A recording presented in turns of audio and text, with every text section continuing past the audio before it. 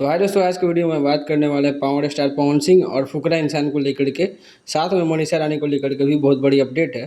तो अपडेट यही है कि कुछ दिनों पहले या कुछ महीनों पहले की बात करें तो फुकरा इंसान और साथ में मनीषा रानी दोनों पर्सनली आके मिले थे पावर स्टार पवन सिंह से।